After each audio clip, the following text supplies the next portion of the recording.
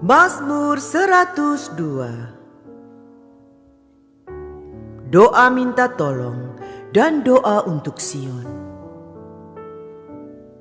Doa seorang sengsara. Pada waktu ia lemah lesu dan mencurahkan pengaduannya ke hadapan Tuhan. Tuhan, dengarkanlah doaku, dan biarlah teriakku minta tolong sampai kepadamu. Janganlah sembunyikan wajah-Mu terhadap aku pada hari aku tersesak. Sendengkanlah telinga-Mu kepadaku pada hari aku berseru. Segeralah menjawab aku. Sebab hari-hariku habis seperti asap, tulang-tulangku membara seperti perapian. Hatiku terpukul dan layu seperti rumput, sehingga aku lupa makan rotiku. Oleh sebab keluhanku yang nyaring, aku tinggal tulang belulang. Aku sudah menyerupai burung undan di padang gurun, sudah menjadi seperti burung ponggok pada reruntuhan. Aku tidak bisa tidur dan sudah menjadi seperti burung terpencil di atas sotoh. Sepanjang hari aku dicela oleh musuh-musuhku. Orang-orang yang mempermainkan aku menyumpah dengan menyebut namaku. Sebab aku makan abu seperti roti dan mencampur minumanku dengan tangisan, oleh karena amarahmu dan gerammu. Sebab engkau telah mengangkat aku dan melemparkan aku. Hari-hariku seperti bayang-bayang memanjang, dan aku sendiri layu seperti rumput. Shalom saudara, pernahkah Bapak Ibu Saudara mendengar kata introspeksi? Apa artinya itu? Saudara, introspeksi artinya adalah bahwa kita melihat diri sendiri. Kita mawas diri. Kita bercermin. Jadi Bapak Ibu, introspeksi itu bukan melihat orang lain. Bukan mengoreksi orang lain. Bukan menilai orang lain. Namun mengoreksi diri sendiri. Melihat diri sendiri. Menilai diri sendiri, bercermin apakah kita sudah hidup benar di hadapan Allah ataukah kita belum hidup benar di hadapannya. Saudara, Mazmur 102 yang kita baca hari ini dimulai dengan keluhan karena penderitaan yang berat, dan dengan jujur pemazmur melihat penderitaan yang dirasakan sebagai akibat kemarahan Tuhan atas dirinya. Memang saudara, pemazmur tidak secara gamblang menyebut penyebab penderitaannya. Ia hanya tahu sedang menderita dan Tuhan membiarkannya menderita. Bahkan para musuhnya pun mengejek dan mencela dia. Namun saudara, yang perlu kita perhatikan bahwa pemazmur tidak pernah menghujat Tuhan. Pemazmur tidak menyalahkan Tuhan.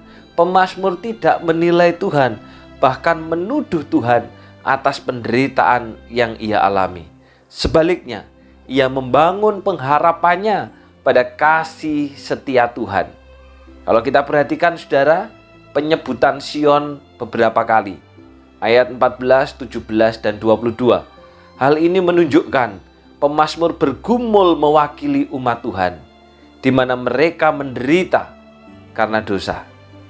Sekali lagi saudara, karena kasih setia Tuhan, umat tetap memiliki pengharapan. Penghukuman Tuhan bukan untuk membinasakan, melainkan untuk memurnikan dan memulihkan.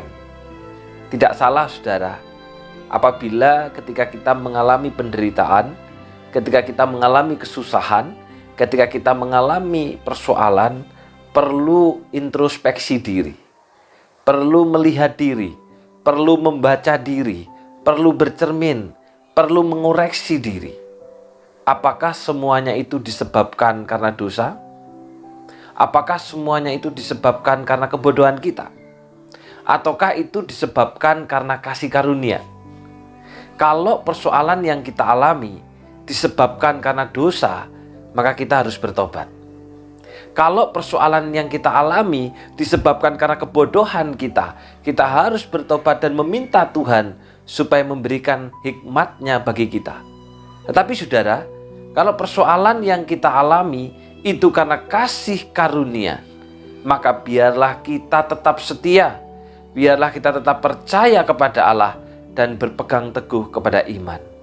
Seperti pemazmur, kita harus yakin bahwa Allah mengasihi kita. Tujuan Allah mengizinkan persoalan melanda hidup kita bukan untuk membinasakan, tapi supaya kita hidup dekat kepada Dia, meminta pengampunannya, lalu berharap lagi kepada kasih setia-Nya. Karena Tuhan tidak pernah berubah di dalam kasih dan cintanya.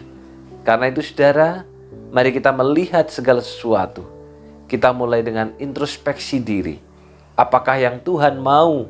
Apakah yang Tuhan rencanakan atas hidup kita, atas keluarga kita, atas gereja kita? Mari kita berdoa.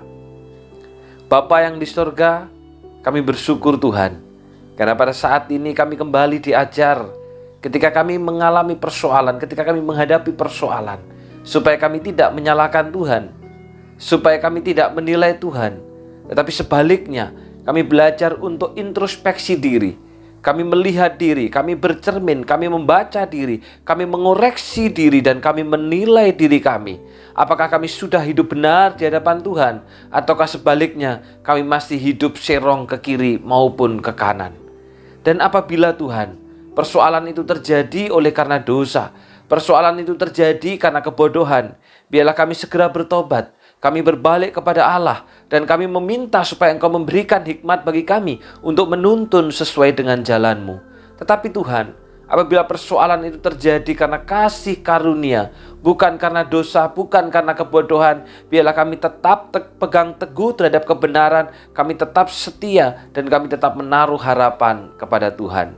Secara khusus Bapa, pada saat ini hamba-Mu berdoa untuk salah seorang daripada keluarga kami, yaitu Adelia Vica Natalia, yang tepat hari ini Tuhan, Engkau telah memelihara, Engkau telah mengasihinya, Engkau telah mencintainya, sehingga hari ini boleh merayakan ulang tahunnya di dalam Tuhan. Hamba-Mu berdoa Bapa untuk kehidupannya di dalam keluarga, terlebih Tuhan untuk kehamilan, dan nanti selanjutnya juga untuk proses persalinan.